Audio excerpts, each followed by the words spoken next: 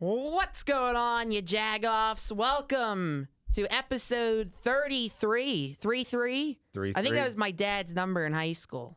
Or was it 32? I don't even remember. That's also Hannes Wagner's retired jersey number for the Pirates. 33? 33. Really? I have a Hannes Wagner jersey. My neighbors made it custom for me. I got an old school Pirates jersey.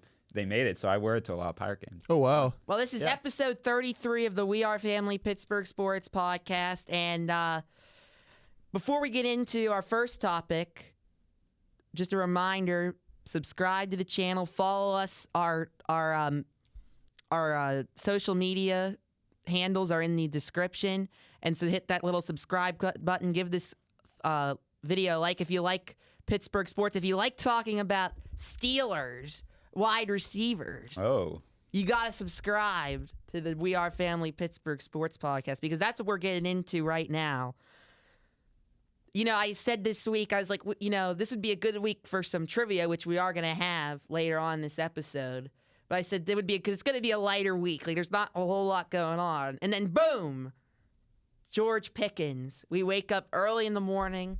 One issue. It was like at 6 a.m. or 7 Yeah, a.m. I was walking to work, and I saw that. I'm like, wow.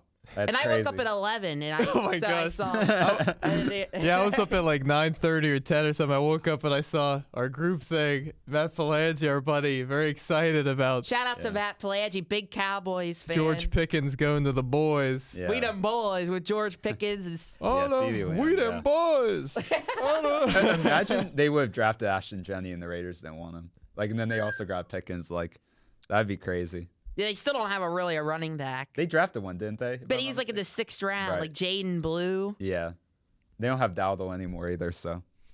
So let's get into this. So the Steelers, the full details of the trade, the Steelers give up George Pickens, a 2026, a 2027 6th.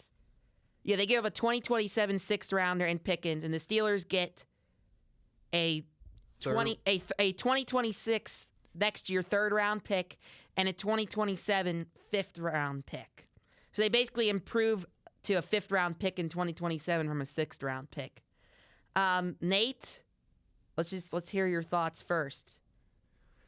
Yeah, so my initial thoughts were sheer jubilation. I was I have to agree. jumping for joy in my bedroom upon hearing this news. No, I mean, I just imagine you hitting your head against the ceiling. Yeah, I was jumping up and down on my bed like a child on Christmas Like George morning, Pickens. like George Pickens after After a crash out after session. an interception by the quarterback, jumping up and down and tackling the opposing defender. But yeah, no, I think the Steelers were right to just get off of him. I mean, I just think it was time. I was kind of surprised that they did it when they did it, which was after the draft instead of before. I thought it would be before. Then you get that draft pick in this year's draft, maybe try to get that 2nd rounder that you didn't have. But you get a 3rd rounder in next year's draft. Now what, they have 12 picks next year. They're really loading up.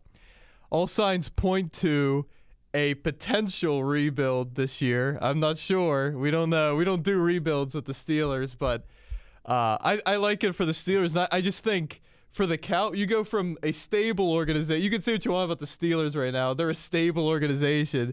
And you go to a Cowboys. They're more stable than Dallas. But that's not saying much. Yeah, but yeah, to Dallas, which is one of the more unstable places where if you're Pickens, talk about even more attention on you. I just don't see how this could get even worse for them. Dallas media, it's like Dallas Cowboys media, it's like New York Yankees media. Yeah.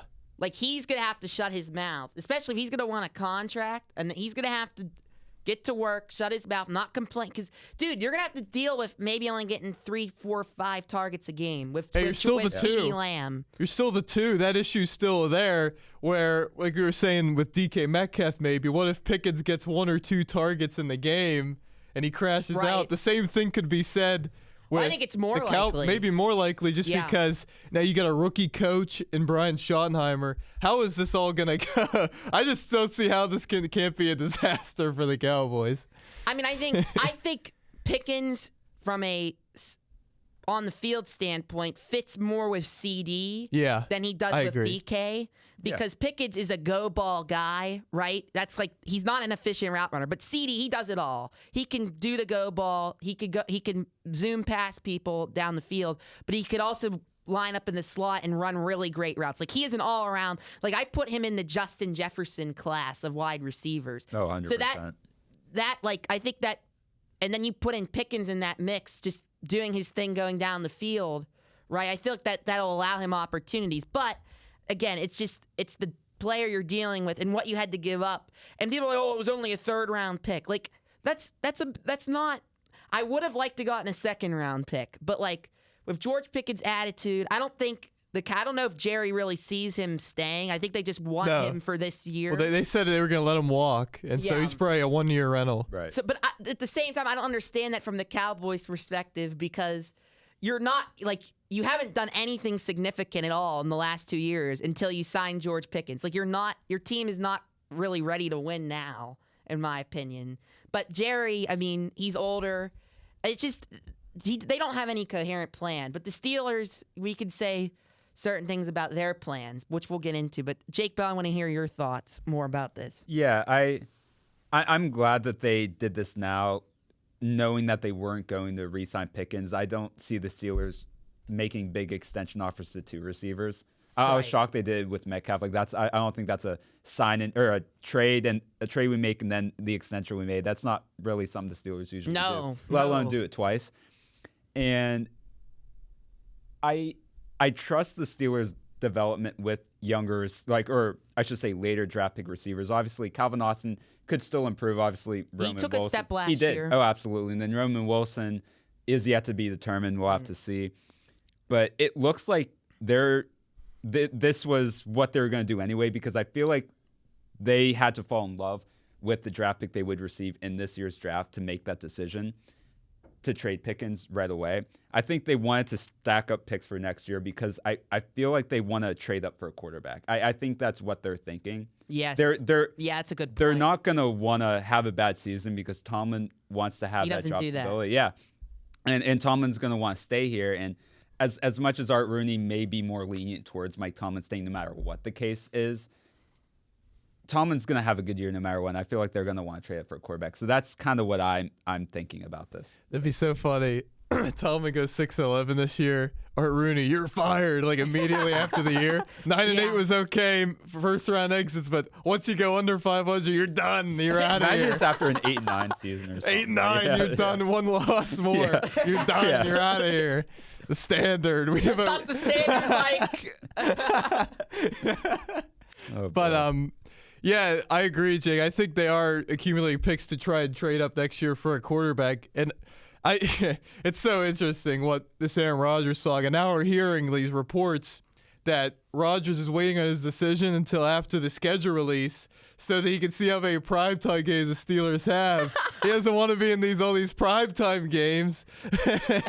He doesn't want the spot. I don't even know. So I think it's from a body standpoint. Like he wants to be on a schedule. Yeah. And I understand that, but yeah, it's still a little ridiculous. Does anybody else that can't be the main thing? But I mean, but maybe it is. I don't know. I mean, he could do that though because the Steelers aren't forcing him on a decision. They're letting him take his time, so he'll take his time. And but just back to Pickens too.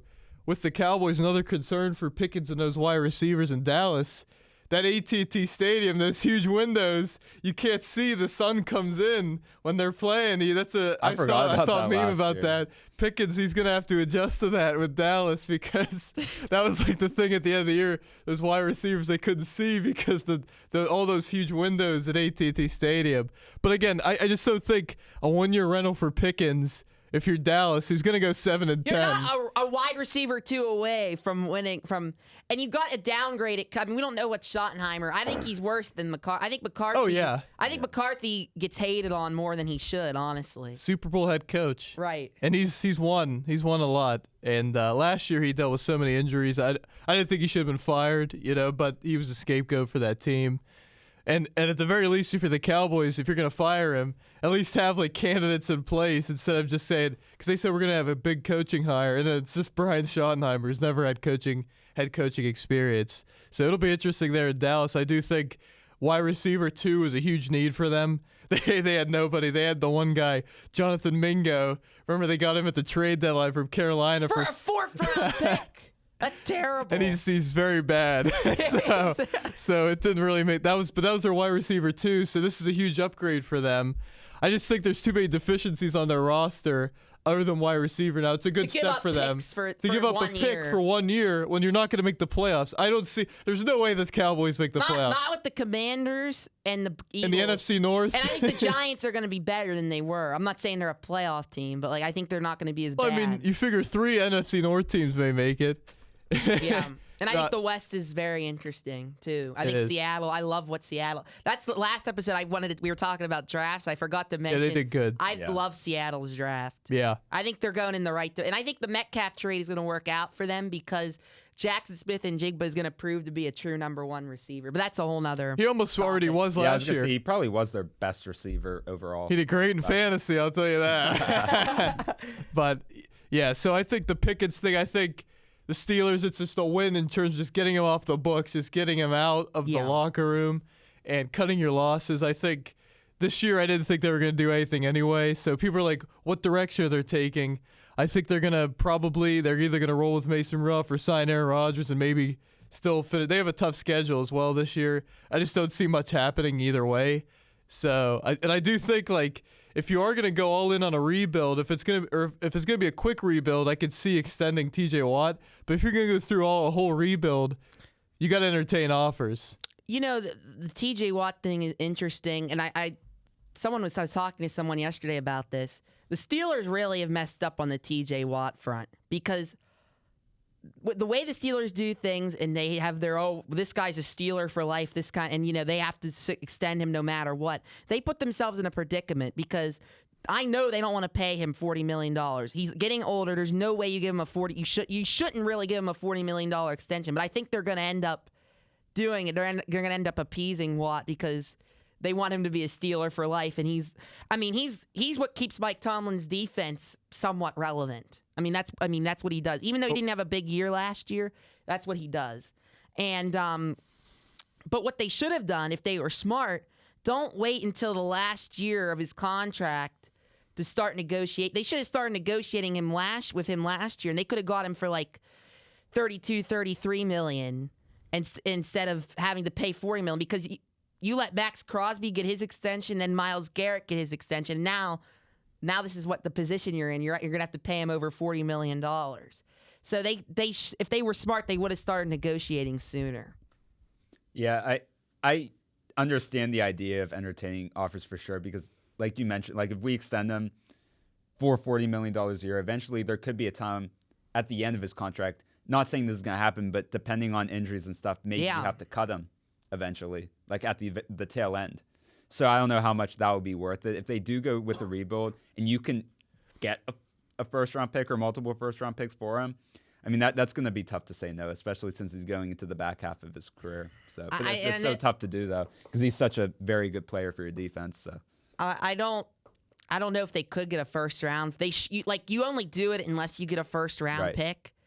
I would do it, but I just don't think they have that in their minds. I really don't. Yeah. Go ahead. Well, but the TJ Watt thing, if I'm the Steelers, I say, hey, buddy, during our losing streak at the end of the year, you disappeared.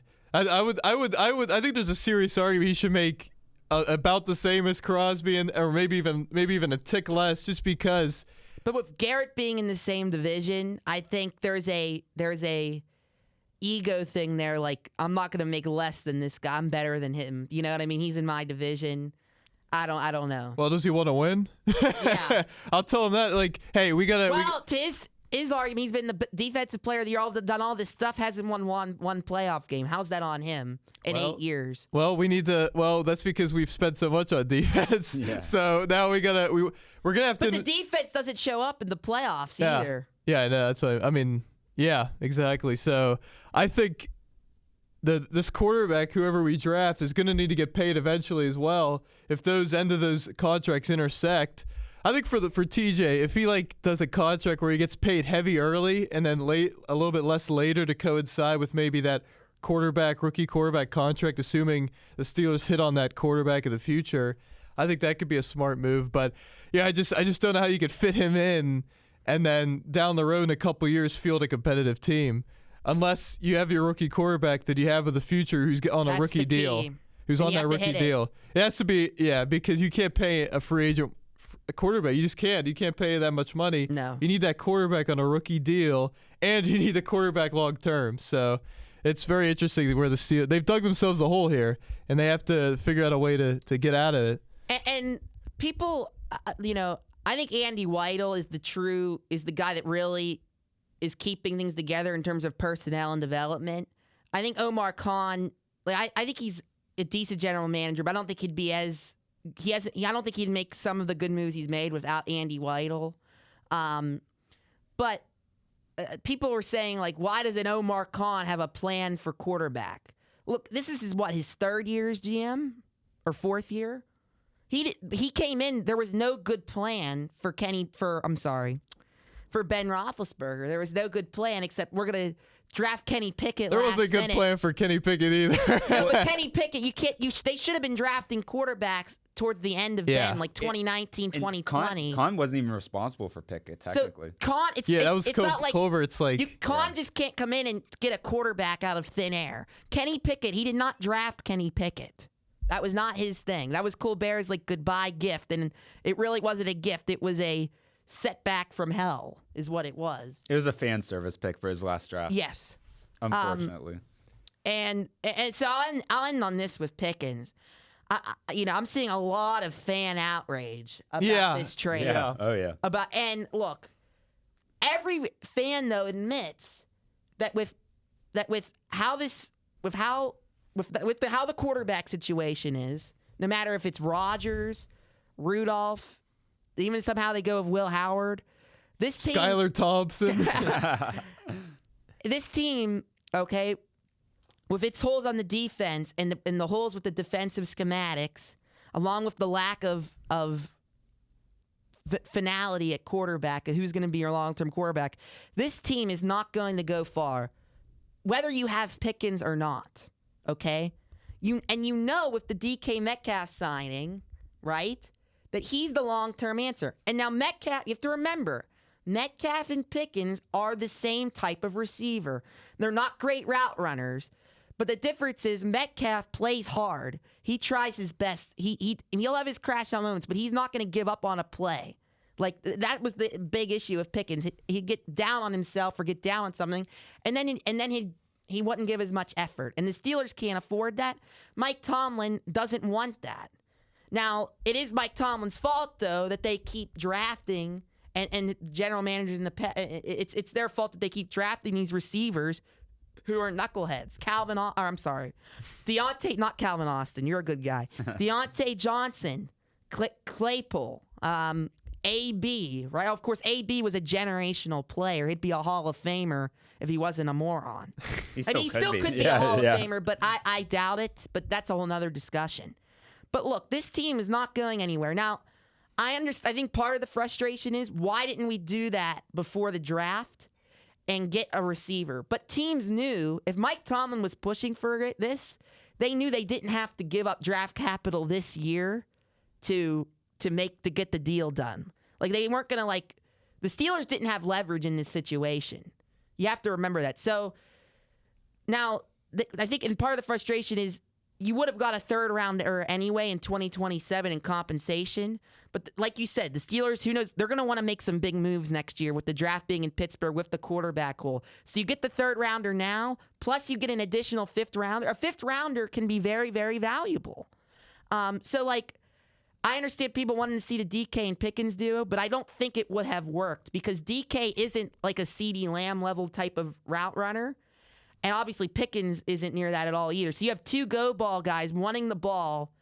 And especially if you bring in Aaron Rodgers doesn't want to deal with two guys who are not great route runners, because the guys he's had the most success with in the past are guys, not them saying I think he'll have good chemistry with Metcalf, but one of the guys he's had success with, like Jordy Nelson, Devontae Adams. Devontae Adams. These guys are great route runners, and Rodgers expects you to be where you're supposed to be, and he'll throw it there even if you're not there. Yeah.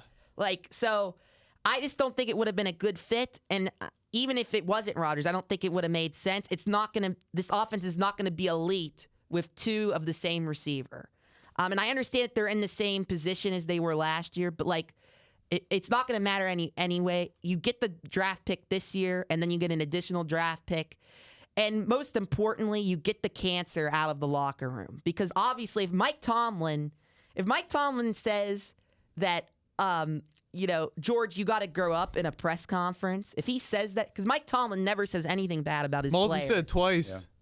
He said the one time that at the end of the year, he was almost hinting at that too. So when Mike Tomlin is kind of throwing you under the bus, that means you're a headache. You're a headache. And I know we have our issues with Mike Tomlin, but Mike Tomlin, to his credit, knows when it's time to get off these receivers. He knows what a good leader is or what a good teammate is. And obviously that wasn't George Pickens. So especially if he's going to throw him under the bus. Yeah, because of AB's talent, right, and his production, he still kept AB around. But George Pickens wasn't near the receiver AB was. Yeah, so I want to talk about that too. The Steeler fan reaction, up in arms about this trade. Oh my gosh, Omar Khan, what are you doing? Explain yourself. What does he need to explain? Yeah. You guys were all during the season. You guys were hating on Pickens the whole time, rightfully so, about how he crashes out all the time. He's a locker room cancer. He doesn't run routes all the time. He doesn't give enough effort.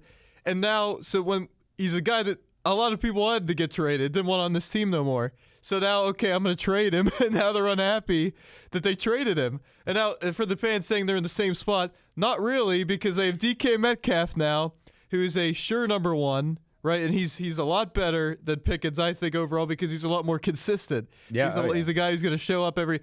Pickens will have a 150-yard game, then he'll have a 2-catch for 20-yard game. And that's not wasn't always his fault, but the drops. I mean, that Bengals last year at the end of the year cost the game. Actually, a lot of last year there were points he's dropping the ball, and you're supposed to be a hands first guy. Yeah, and you're dropping the ball. And he doesn't run good routes.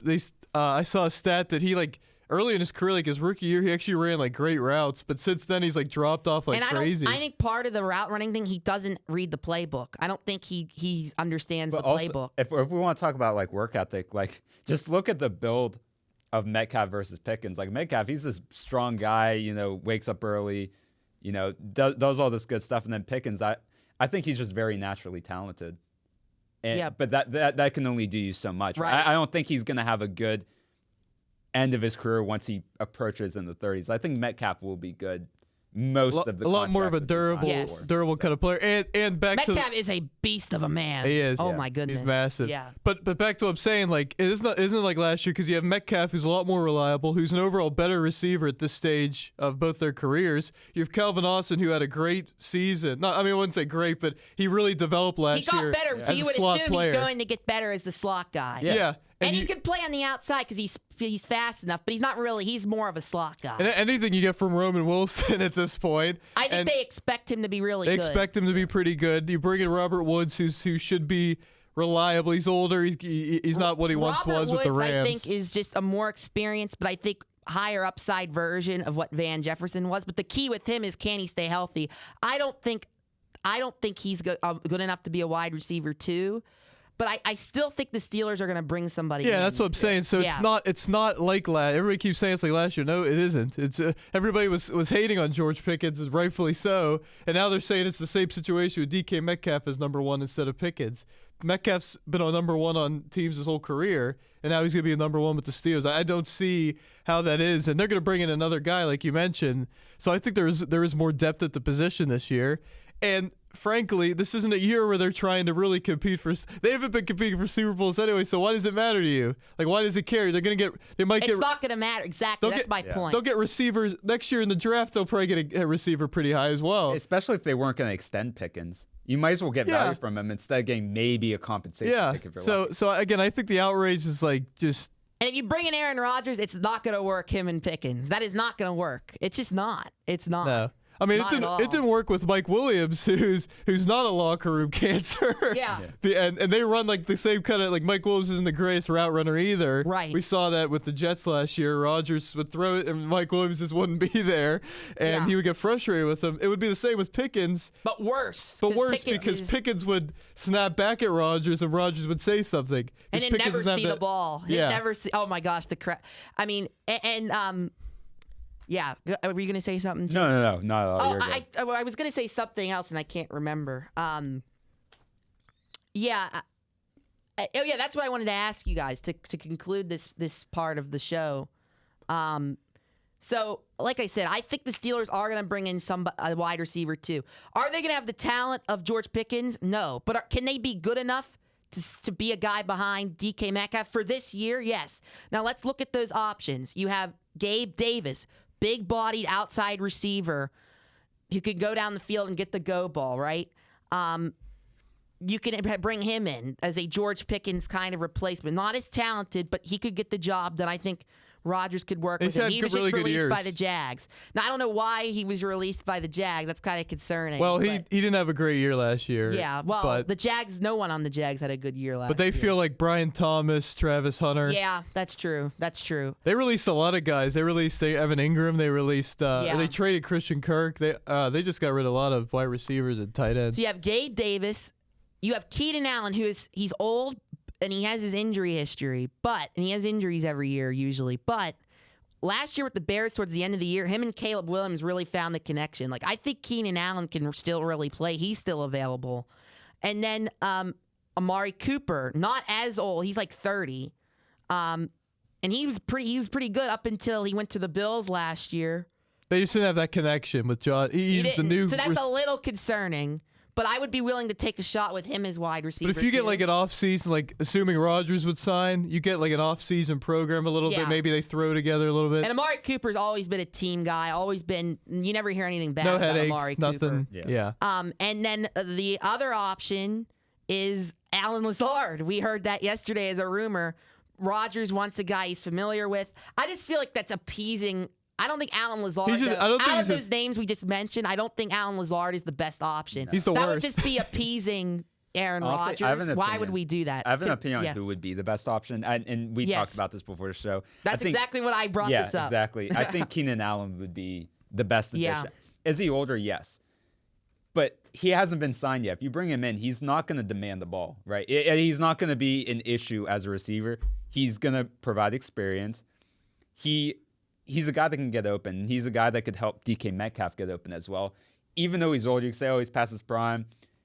Opposing defenses aren't going to look at the receiving core and say, hey, Keenan Allen, we don't have to worry about this guy, despite his age. He could give Yeah. you an element to help, say we grab Aaron Rodgers or say we roll with Rudolph or Howard. That could be very good for the receiver development. I for agree sure. with you, Nate, because out of all those guys we talked about, well, I guess Amari Cooper too, like in their heyday and even last year, like Keenan Allen's a guy, he can line up in the slot and run. He can run great routes, Keenan Allen. But he's also a big body guy who can go down the field. Like, I think he's capable of doing both at a high level when he's healthy. Yeah, and the thing with all those guys are they're not going to demand the ball. None of them they know who they are. They're veterans. They know what their role would be in the Steelers' offense.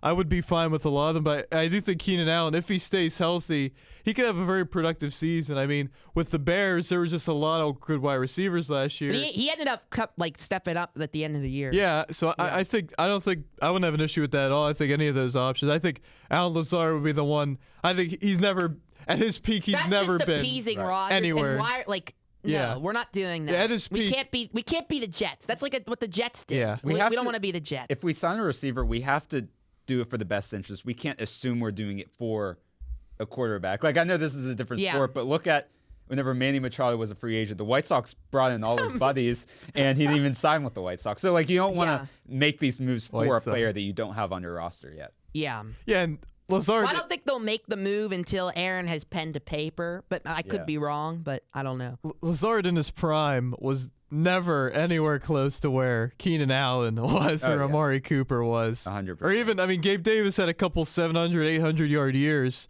I mean, Gabe Davis shouldn't be slept on either. But, yeah, I do think if they brought in Lazard, I would be upset because that's that's the worst of the options for certain. And like you mentioned, Payne, it would be an appeasement of Aaron Rodgers, like we saw when he went over the Jets, and they brought in all his buddies who were washed up and couldn't play no more, except Devontae Adams. Yeah, and Lazard is just very below average in my opinion. Yeah, but like I agree with Jake. I think Keenan Allen, there's just risk involved with all these guys. Keenan Allen because of his health and his age, but I think he's shown the most production that out of all those options, and I think that's the guy you go with and just hope for the best. I mean, whoever you bring in, it's not like they're going to be here for multiple years, so might as well just look at who's the best guy. And I think it's either Keenan Allen or Amari Cooper.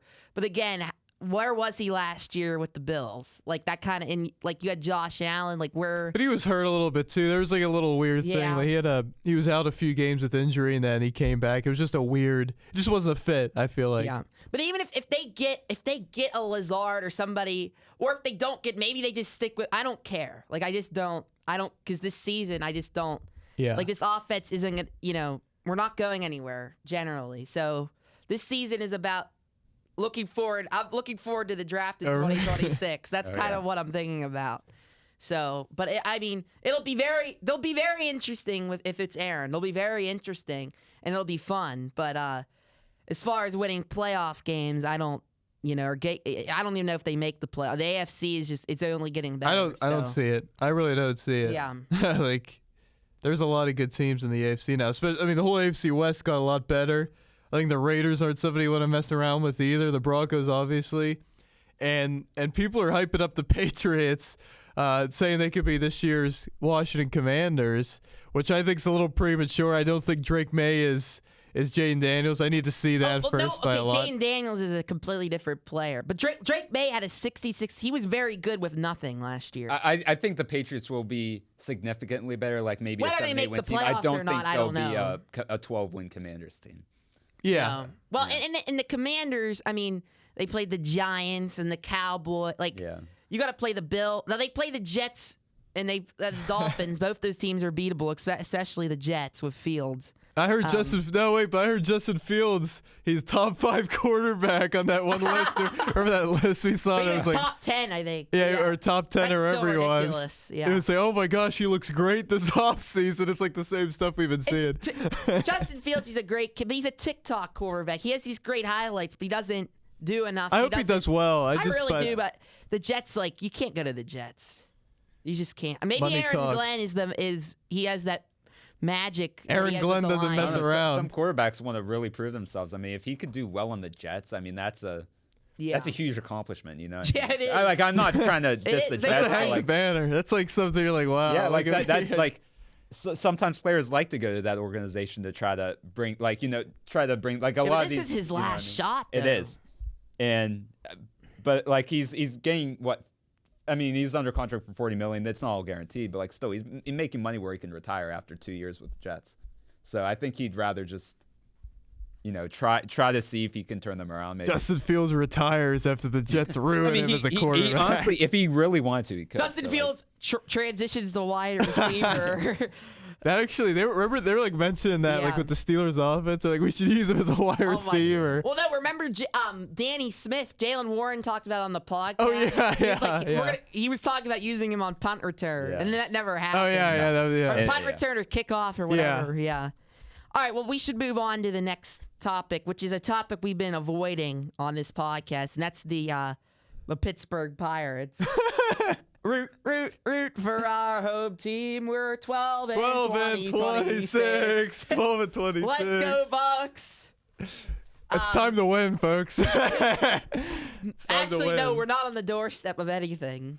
We're on the doorstep of #1 pick. That's where we're looking forward to it. We're gonna get another video of Shelton and whoever the new manager is next year. We don't know what they're gonna do. Maybe they don't fire them at all. But yeah, we have the #1 pick. Bro, if I have to deal with Shelton all year saying I don't know what we need to do to get better, it's gonna be a long shot. Crazy. Either way, it's gonna be a long press conferences, and it's like he says. He says the same thing every time. He's just what else can you say?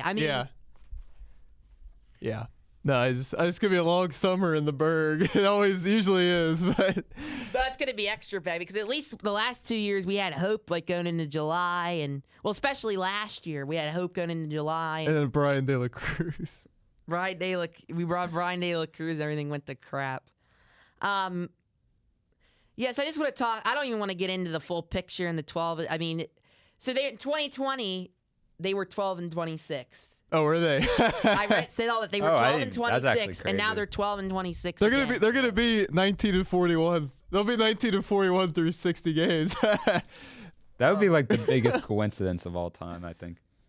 It might Well, be, I think it would show that in 5 years it would really just be a symbolic image that in 5 years nothing has changed really with Ben Sherrington, Derek Shelton. Nothing's changed. Nothing's gotten better.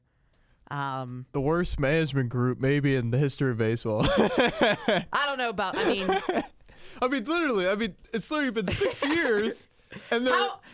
every manager that was hired in 2020 has been fired, And and he's all been the the worst names of on them. that list are better than Sheldon. Yeah, he's been the worst of Can them. you name the guy? Gabe Kepler. Gabe he won Kapler 100 games. He did win 100 games. Yeah, I forgot about that. The Giants. Gabe Joe Kapler. Madden. Dude, I would love to see. Well, the Joe Angels are Madden. kind of like the Angels. Yeah, but So. But is that the Angels? The Angels are like the Pirates. They have like terrible ownership, but at least they spend and have some excitement. At least they have some like dudes. was Jace? Remember Jace Tingler with the Padres? Was he 2020 also? That might be the only guy Sheldon was, but even Jace Tingler was better. When I don't even know who that. I when don't did they even remember. the Padres hire? What's his name? The guy from the Athletics. Bob Melvin. Yeah, Bob Melvin. That There was- wasn't that was- 20. and then That he was like went- 1 year. But now He he's was with there the 1 year. Giants. Yeah, he yeah. is with the Giants now. Yeah, it's been a train wreck. Honest, I mean, it couldn't go worse. This offense looks historically awful. Only the Rockies being actually historically awful is what's keeping them not dead last in baseball. Yeah, I mean but their pitching is much better than it was in 2020. I mean, look at the pitching for everybody well, in yeah. 2020. I like the pitching. yeah.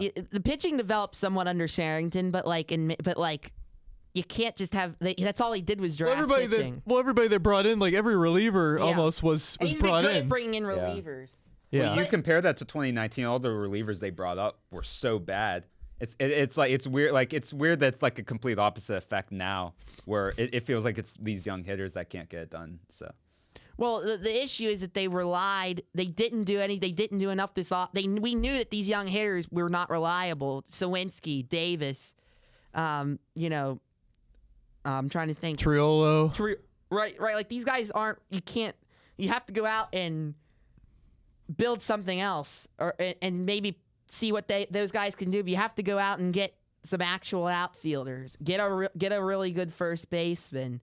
Horowitz, we don't know, but He's gonna save the season. I hear. I just think even though the pitching is still like okay, I just think overall the team has lost its chemistry. There's no like good pitching and good hitting. There's no, I don't know how to describe it. There's no chemistry on the field at all. There's just nothing's working. Like nothing can ever mix right. It just can't. It's just a bad team. I mean, what can we say? But I want to talk about some of these players. I want to talk about Paul Skeens first. He's been good. He's been very good, but he has not been elite like he was last year. And I had a little concern at first, just generally about him pitching, because he's never really pitched every 4 days, and I'm concerned about him lasting the whole season. But now my concern is his velocity, because I was noticing his velocity was going down.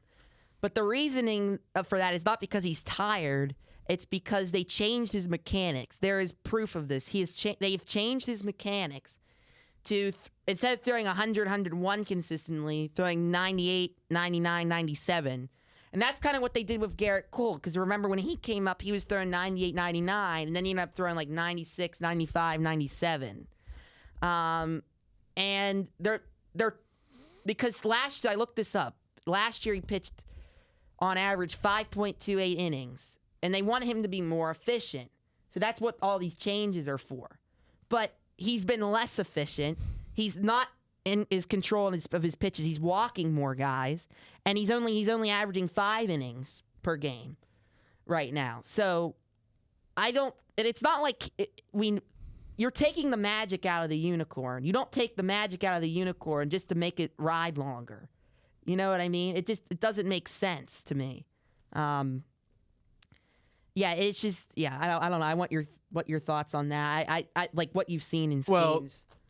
Well, with Skeens, I don't even think about him because he's like the last of our issues, but it does make me upset, like, because I feel like he's just going to be a very good pitcher and not elite because the Pirates are what they're doing. He walked a lot of guys last year too. It's not like this is unique. That he walked. If you look at like last year, he actually walked more batters like on average last year than this year. It feels like recently he's walked a lot more guys, but like the start of the season, he wasn't walking guys at all.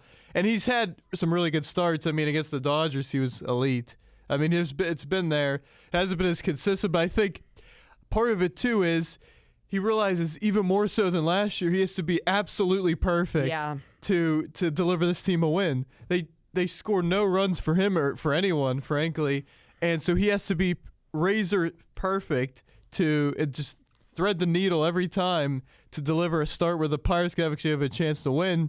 The Cardinals start, he had a shutout going until Sheldon, which I thought Sheldon should have taken him out there. I just thought because Burleson has really good numbers against Skeens. He was 0 for 2 in that game, but he hit the ball hard.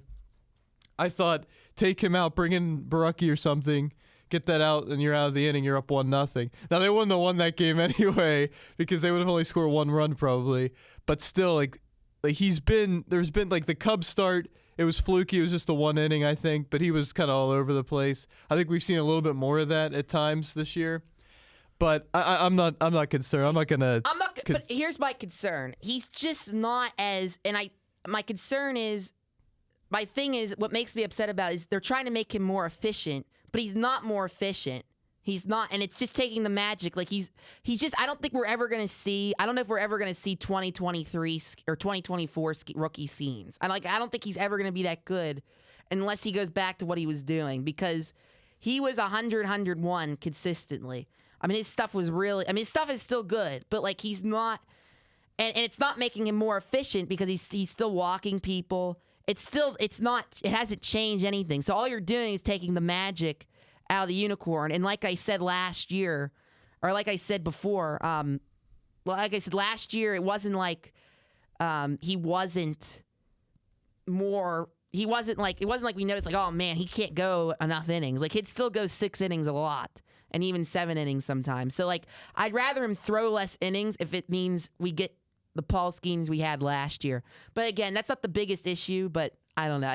I wanted to talk about that, Jake. No, I don't have much more to say. Like you mentioned, Nate, he has to be perfect every start. That's just how it is. But for a guy like him, when in his rookie season, he collectively had more pedigree than any member of the coaching staff, any teammate combined, really. Like, he had a generational rookie season. You don't need to tweak that. And he, to me, he has a big enough body to where he's not going to get injured easily. Like Jared Jones is a different situation. I think Skeens should be fine, at least for the most part. Obviously, there might be a season where he gets hurt, whatever. But I feel like he has a big enough body where, at least through the prime of his career, like we saw with Garrett Cole, who, other than maybe one season, he was hurt for maybe a third of the year. But other than that, he stayed healthy. Until now, obviously, he's been hurt a lot. Those elbows, though, I mean, it doesn't matter how big you are. It could get to you. But I don't know. I don't know who else we want to talk about. How's Ke'Bryan Hayes looking at the plate? 254. Yeah, so he's getting up there. He's getting some hits. He was like the only guy who hit in the Cardinals series. Like, honestly, he had like 4 hits in that series or something. I mean, what do you want me to say? It's a mess right now. Reynolds is all over the place. He had a homer. What was it? The first game, we took the 2-0 lead, and then didn't really score anything else after that. But he's looked really bad recently too. I mean, it was 3rd and 1st, 1 out in the 8th inning yesterday. They were down 3-0 at that time, and just get a run. We just need a run. Just get a run across, and it was Roycroft or something. He's not that special. He throws 95, but he has this curveball. And Reynolds just swung and missed on a curveball that bounced. And Reynolds always starts slow. It feels like he started so low last year, and this team with the depth it has in its lineup, they can't afford that. So I mean, can we talk about that lineup on what day was that? Wednesday or Tuesday? Please. That was that 5 through 9 was about as that was 2020 level lineup configuration. I mean, it was Canario. It was actually they put Gorski in, which I like. They haven't played him. He was hitting really well actually in like his few he at had bats. a triple when we were like losing. He had a triple, and then we didn't. And then Bartlett got on, and we didn't score. Because of course we didn't. And then it was Peguero. They're playing Peguero a little bit. But Canario is like batting fifth, wasn't he? Canario was fifth. I think Gorski was sixth. Triolo was my 7. word. And then it was Peguero and then Henry Davis, who literally cannot hit a ball out of the infield. Like he pops it up. I just don't know what the issue is there with him. He just cannot consistently get contact. He doesn't have a good swing. That's all I can tell you. I just think they ruin hitters. I just think they ruin hitters. I mean, Triolo came on the scene 298. They probably tweaked something for some reason. How else can you explain his fall off? He's swinging and missing. He's not awful. It's really bad. If you want to develop hitting, you have to play the strengths. If you have this one size fits all, we know that from every single sport. If you have this one size fits all, some players might do better. Like we've seen, someone like Nick Gonzalez maybe do well, but like it's just you have to grab in a lot of hitters that work well with your philosophy, or you have to have different philosophies for each hitter to develop. Like that's just how you can't tell every single hitter to be the same hitter. It's not going to work out that way. It shows whenever these guys. I mean, I know the MLB is a lot more difficult than it is in AAA, but all these guys going to AAA, they're superstars. I mean, look at every single young hitter we have. Their AAA numbers, AA numbers, whatever, fantastic. Like to the point where you'd expect them to translate that at least to some degree, and it's just been the opposite. And they haven't changed this. We see these guys, these rookies. I want to talk. One of our guys we like to talk about, Jacob Wilson. Oh, right? yeah. This guy's one of the most aggressive hitters in baseball, right? And it's working. And he's a rookie. Like the Pirates don't have anyone that's really aggressive. But at the plate. he's very talented too. Like he has a lot of hit tool. Anyway. But I'm just using that as an example. Yeah. But like it's the same team approach. Like it's waiting. It's taking pitches, taking first pitch strikes. I mean, you could count it during a game. There's like 8 to 10 times a game or 12 times a game they take a first pitch strike, and then you get behind in the count, and then you end up striking out looking. Yeah, it's the same thing over and over and over again. They throw a first pitch fastball right down the middle, and then one of them will throw like a curveball, and they'll swing and miss, and then it's 0-2.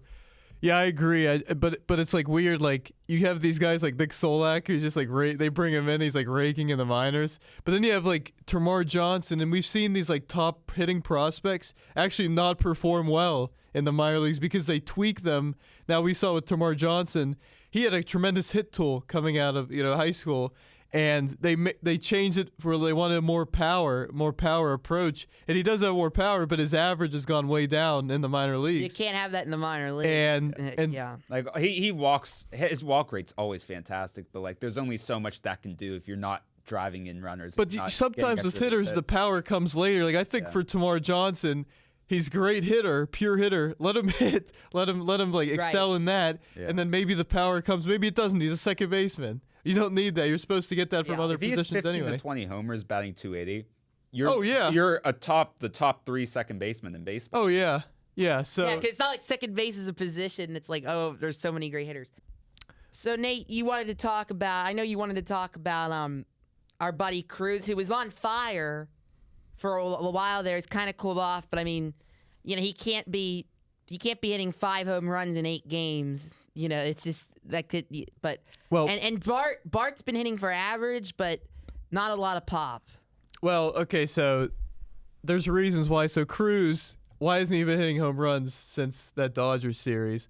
Well, part of it's because he's not getting any pitches to hit. They are walking him like crazy. They're doing that with Bart as well. That's what I want to mention.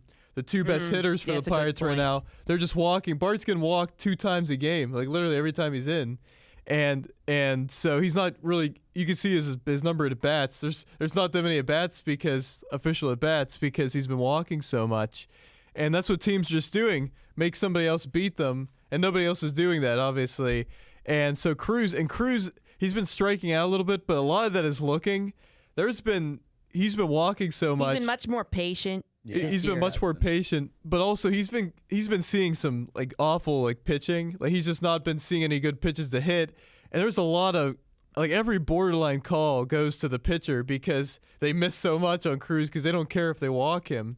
So I think a lot of that, and he has to chase a little bit outside the zone. Then we saw that in St. Louis. He struck out in his first at bat because looking, and then so the second at bat, he's like, okay, well, I have to swing at that pitch now because it's being called against me, and he ends up chasing way out of the zone, not way out of the zone, but it was on the outer edge in the right-handed batter's box, and he has to fly out because he's poking at it. Because if he doesn't swing at it, who knows? It could be called a strike. He has to extend his zone, and so I think that's an issue too because everybody else is seeing pitches to hit, but they're just not good. I mean, Hayes has been seeing pitches, and he's been getting singles. You like to see more extra base hits. Ke'Bryan Hayes at his best is hitting gap shots and driving in some runs in that way, and he's been hitting well with runners in scoring position, but really only singles. But with Bart, he's just seeing nothing to hit, and nobody's on in front of him really ever because by the time he gets up to bat as the 4 or 5 hitter, it's the next inning and Cruz is already off the bases because it's the next inning, or Reynolds has struck out or whatever, and so they just walk him and then face Valdez or face Hayes or face Canario or somebody else because they know they have a much greater chance, more than likely going to get him out. So I think that's really been a huge issue with this Pirates. So it talks about it's a big reason why this offense is so bad and why Cherington should have done more in the offseason to address this offense in the outfield, because when you lengthen the lineup a bit, then if you're walking all those guys, then those other guys can bring them in. I mean, it's rudimentary kind of stuff. And I think when Nick Gonzalez comes back and Spencer Horwitz comes back, it alleviates that a little bit. But they're still not going to hit for power. They're still going to be a below-average offense. Oh, yeah. And I think that's what they're like. Well, we're going to get Horwitz and Gonzalez. Well, the season's pretty much already over. It's already lost. So, I mean, it's got people are going crazy around saying, "Oh, the Astros were 12-24 last year or whatever." But everyone was convinced that they'd come back, and they did because they're the Astros. They have championship pedigree. Team. They had a very and good they have a offense. lot of great players. This is not the same. It's just not. It's especially offensively. So I think there's nowhere to go but up. Really, it feels like, but it's not very far up. You know, I mean, they might sniff 500. You know, in the next few games, not 500 the record, yeah, I was but about to say, but play 500 for a while. Maybe that might be wishful thinking even now because when you score 2 runs a game, they scored 4 runs in 3 games against the Cardinals. When you score 2 runs or not even a game, you're not going to win many games. So that's all I got to say. You talk about Cruz. I mean, him being more patient, his walks. Last year in 146 games, he had 51 walks. Only 35 games this year, right? So that's what, like a fifth of the season, maybe. He already has half the amount of walks as he did last year, 25, and he has a 377 on base. But he's got to be hitting better than 250. He can't be. He's been most of his career. He's a career 250 hitter. He needs to be hitting unless he's providing 35 home runs, which is a possibility. He needs to be hitting 270. But like I was saying though, he's not seeing pitches in his sweet spot. They're pitching around him, and then so you get I know as a hitter, it has to be. I never have been a good hitter, but it has to be in your head when you're getting walked so much. You want to chase a little bit. You want to swing the bat. You don't want to just keep walking. Not only that, but whenever you do get a good pitch to hit, it's a lot tougher because you're almost surprised. Just because you're seeing a lot of pitches getting painted on the corner, you're just not seeing strikes at all. So. Yeah, and Bart, 18 walks in 29 games, a 402 on base. Yeah. Wow. Yeah. He's not getting any pitches to hit either. Yeah. And he's getting more, I think. He's getting some more. He's been swinging and missing a little bit too. Like in that St. Louis series, he struck out several times when he really. But again, it's the reliance on the same dudes, and there's not enough depth, and the young guys are not good enough. So the Sawinskis of the world are not good enough. So Yeah, Jake, I don't know if you had anything to add No, about there's that. not much more to add. I think you guys are absolutely right. I'm just it's exhausting. Yeah. Talking about this team. Like I feel like I'm like ready for bed now. Like just talk. Like it's Night. Pirate just season. Night. Night.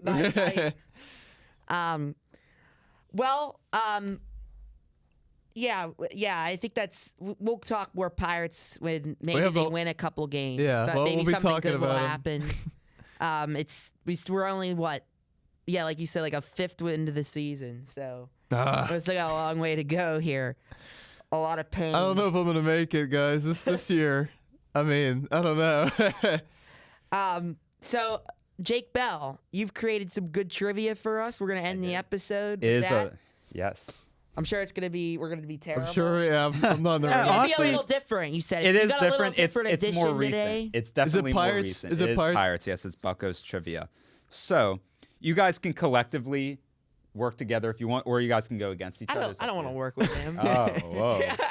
But it's up I to work you with guys. him enough. How about let me let you guys know the trivia, then you guys can make that decision. Okay. So Hey, this the is decision's already been made on this guy. Oh, Look at this guy over so here. I just want to reminisce of around the time Huntington and Hurdle got fired. Obviously, we knew a rebuild was going to happen. So I made the 5 biggest trades under the Charrington-Shelton rebuild originally. So you guys are going to have to guess the return for each of those trades. Okay. So you guys wanna go I think against I each got, other? Yeah. All right. So I kind of did it from what I felt was easiest to most difficult. So we'll start out. So how should we do this? Who wants to go first? Stuff like that. Or Yeah. like So we'll guess each first. get a turn, Okay. and if I don't know it, then you get to steal it. Perfect. Okay. So we'll start with the Josh Bell trade. There were 2 players in that trade. I felt like this was the easiest one, so I decided to go with that first. So Oh shoot. Well, that's like the furthest. That's yeah, like that was the furthest back. But these are 2 very memorable players not memorable, but I feel like we've talked about them before. So It wasn't Ronzi. That was another trade. Shoot. you got traded to the Pagero, Nationals. right? Pagero? What? What? Oh no, we drafted him. I'm an idiot. Not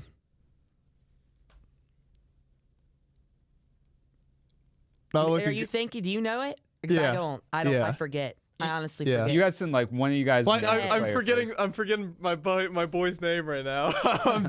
I know it's Will Crow, and it's Yes. Will Crow. Will and Crow. it's oh my gosh, Oh. my guy. It's my. We might get a hat. I'm drawing a blank on my boy. Wasn't it like De Los Santos or something? No, like no, that? not Yeti. Yeri, he's making his Yankees. But there was he's with the another- Yankees. Oh. It was like. Yeah, I know who it is. He is a foreign baseball player for sure. This is pissing me off because He's still in the Pirates. he did a minor great system. job in spring training. I was watching him. Oh my lord. De Santos. De Lo. When you De say the Lo- name, no, when you say like something close, it's not. No, it's Oh my. I thought whenever we traded for him, I thought We I got know two- it is. we I only know got it 2 is. players, right? Yeah. It's 2. I knew it is. And this guy is Will a reliever, Crow, and I he's doing forgot better about as a him. reliever than he would have been as a starter, in my opinion. But I don't know if he's gonna see the major We were league. talking about it too. I just Yeah. don't remember his name. Does He it is start with still a on the- Y though? His last name does. Oh yeah. Oh my gosh, what? Eddie Yean. Yes. There it is. Eddie Oh my Yean. god. Nate swept the Josh Bell I trade. had He gets a point. I had it. Yeah. I knew the guy. So how should we do that? A point for every correct player, or just a point if you get the entire? Yeah, correct player. Because there Okay. might be some trades where Yeah. I get. Yeah. Yeah. Some I of them there forgot was like about that 4 trade. guys. So the next one I thought is easy because it's also only 2 players. Plus, I believe they got international money in return. Maybe I could be wrong about that. But the Starling Marte trade, he got traded to the Diamondbacks. Pagero. It was Pagero, and it was the pitcher. Oh my gosh, I'm forgetting his name too. He never. But see, I said Pagero already. But Well, you but didn't- that wasn't the right. Yeah. You said we drafted him. That's right. We did trade for him. We did trade for Oh yeah, I was right the Marte. first. I knew we. Yeah. Yeah. Yeah, but that was not even the right trade. Yeah, well, I forgot. That I was a forgot completely- what trade it was. I'm forgetting this guy's name. This pitcher was drafted in the first round from the Diamondbacks. We traded for him whenever he was like 19, maybe. Yeah. If you give like a letter, I'm gonna get it. Should I? You guys cool if I give you a letter? Yeah. You want me to do initials or Yeah. first class? Yeah. BM. BM. Bly Madrid. Oh my! We No, I'm love not gonna Blind get- Madrid. I don't He had a think- Linsanity run for like 2 games. Ben Nope.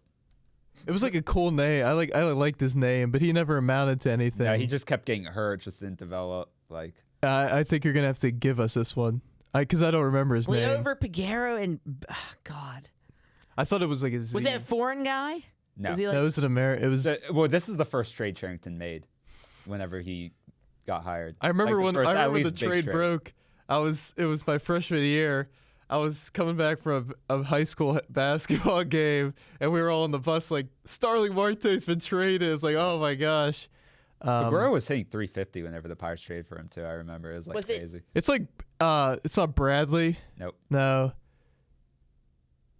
I don't remember what his name was. yeah, I don't know. Brennan Malone. Brendan Malone. Oh yeah, I would have never got. I remember that name. Brendan Though. Malone. Yeah. All right, so the next one we have, and this is the most players involved, but I feel like it's easy because some of these guys are recognizable. The Joe Musgrove trade to Yeah. the Padres. It was a David- 3-team trade though with the Mets. David Bednar, Colin Moran, Garrett. No, Cole. Colin Moran, no. What? And Garrett Wait, Cole, no. What in the world? No, I didn't mean. I don't know why What I in said the Garrett. world? I was thinking of Garrett Cole. David Bednar. Yes. Oh, Moran was in. Joey Lucchese Technically, no, because with the Mets. originally they said he was on the Pirates, but really he got Why traded. did I Endy, think I'm well, Endy. losing it. Endy, yeah. Nate got Endy. Is there another? How many are there more? There's 3 guys. I was One thinking of only, the Garrett Cole trade. So you guys need And the easiest Marcano. ones. Bednar and Wait, was Mar- Rodriguez. Who Wait, it wasn't Marcano. Nope. That was the other. So one. these 3 guys. you Ronzi. No, no, the Yankees. No, this is the Padres trade. So these 3 guys, one of them definitely is not a Oh, Pirate. Sawinski was in that. Nope. Yes, he was No, the he wasn't. Padres. Yeah, that but was it wasn't that was trade. that was the Frazier trade. Oh God. So Is that one of them? we'll get to that after. Can I get a point for that? You can, yeah. All right, yeah. Why I don't did even get a know. point for Piguero? I don't. No, but Well, I I don't said the know. right trade though. You said the wrong But trade. I said Marcano. You But didn't that's not say the right one. No, you don't. I don't get a point. You don't get a point. All right, whatever. No point. All right, All right, we'll whatever. do no. You point. already have All right, up 5 so points. these 3 guys, I don't know if 2 of the 3 are still on the Pirates. They might be. I know one definitely is. And he actually Musgrove. went back to the Padres, I believe, in the rule. No, I think the Pirates may have released him. I don't remember. Um, But this guy actually made his debut this year for the Padres as a relief pitcher. Wait, so is it one player we're missing now? 3. Wait, I'm just giving you a hint for one. wait. So I how many said- were in the trade? There were 4. There are weren't there? 5, including Endy. Okay, He was so part of the Ben- Mets, but so the Padres Bednar- gave the Pirates 4. So Bednar, Endy. Yes. We got Endy. He was with the Padres. He was with the Mets. It was a 3-team trade. The Padres Oh, gave I don't the remember Mets that. Luke Cassie. Wasn't like there? There Nate was there said. like a. So Oh, there was like a weird. There was like a reliever. who was, actually the headliner of the trade, I don't think has gone past Greensboro, or maybe Bradenton. Maybe Oh, no, Greensboro's higher than Bradenton. But yeah, who was supposed to be the headliner? wasn't of it the somebody trade. like Hudson Head or Yeah, something? that's exactly who it is. Hudson Head. Well, Oh, I Hudson remember Head. that name. He was supposed to be the headliner of the trade. So one guy has been hurt a lot. He might still be with the Pirates. He was actually drafted from Vanderbilt by the Padres, like in the 4th or 5th round. And then the other guy is in the minors for the Padres now, but he pitched about 5 or 6 games. In a Cal row. Mitchell was one. Was Cal Mitchell? Nope, the Pirates drafted him in the 2nd round.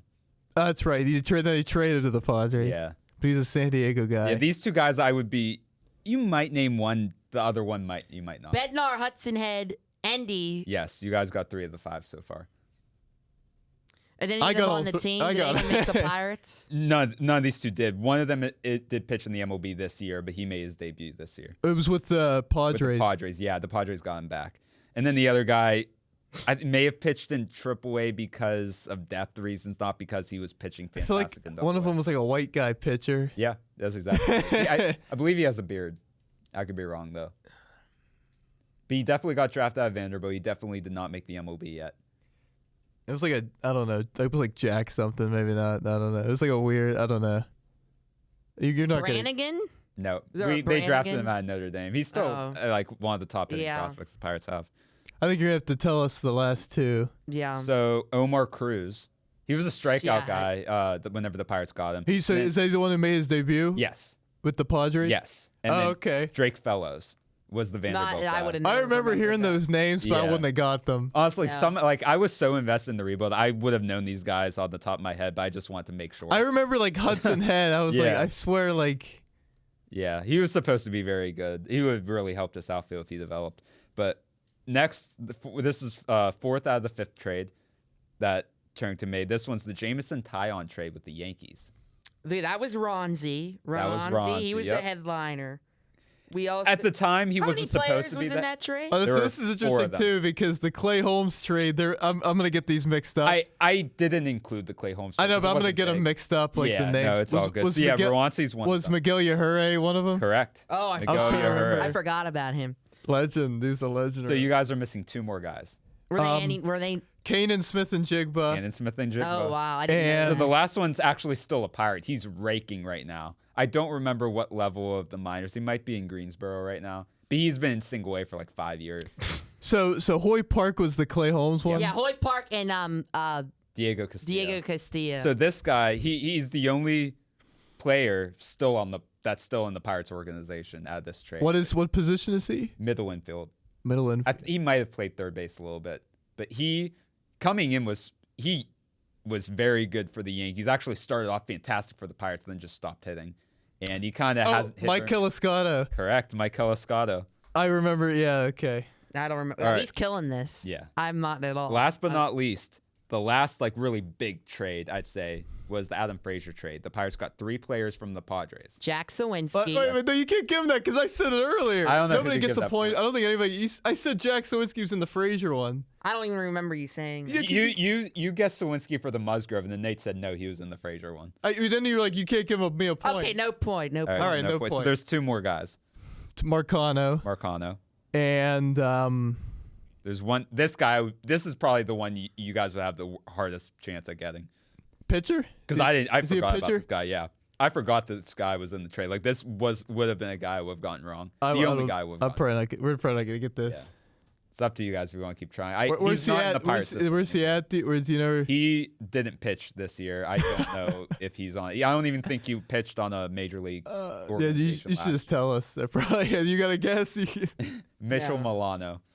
I would have never Never guessed heard him. of him. Yeah, Wait, that one say I it again? definitely had to double check. Mason Milano. Mitchell Milano. Oh, yeah. Whenever I looked at stats, I do remember saying, "Wow, he could be a very good reliever," because I remember his strikeout rate being massive. I don't- like 2 yeah, I know. strikeouts per inning. But yeah. So 1, 2, 3, 4, 5, 6. Yeah, Nate ended up winning that, but I thought that by was, a lot, yeah. that was fun though. I liked that one because it was just. I'm reminiscent of yeah. the- I forget about these. I don't know. Yeah. I forget about these. You trades. would have got the. Sherrington. These players are so bad that If you would've said they're so non-memorable. If you would have done the Huntington Garrett Cole trade, you would have got 2 of them already. You would've got 2, yeah. You said Musgrove and Moran. Yeah. Because I was thinking You're about the missing- Cole yeah. trade. Jason I got Martin, Jason Michael Martin. Feliz away from. Remember Michael Feliz? And He actually Michael wasn't- Feliz. He was an okay reliever. Oh, that's right. Yeah, Mike. Yeah, Michael- he was okay. Yeah. Yeah. Wow. That's how Anything- we end the podcast. Michael Anything Feliz. else? That was good. I've just destroyed No. you. You wanted to be on your own. Good for you. I think you We all did. no. I We think you always did well. go against you. What's the point of doing it together? Yeah, but you were like No one wants that. demonstrative. You were like, nah. So Oh. you're lost, buddy. I don't care. I lose with pride. I lose on my own. I lose with dignity. I don't care. It's like whenever Connor Howard picked Kansas in the March Exactly. Madness bracket. Well, he was kind of not happy. About No, he wasn't, The no. reaction. No, he did not like the reaction. All right, well, that'll do it for episode 33. We're working our way to 60 subscribers. Wouldn't it be nice to get 100 subscribers That would be at fun. some point? But we might be dead by the It'll time that happen. happens. No, it'll happen. We got no. I'm just kidding. Oh, and we didn't even mention this. We gotta clip this.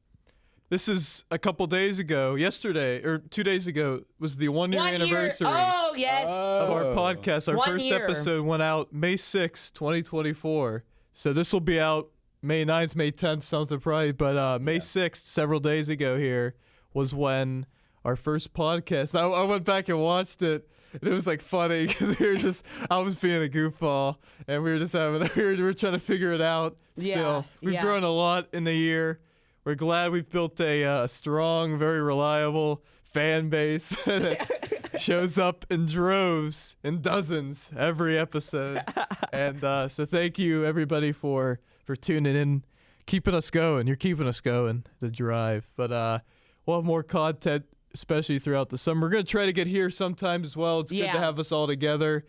I'd like to do some blogs. We should go to the Wagner Museum. I was thinking about that. We could do a blog at the Wagner Museum. I was gonna say like blogs at the Pirate Cave. Like we're not going to Pirate Cave. No, not the Pirate Cave. We're not going to Pirate Cave. No.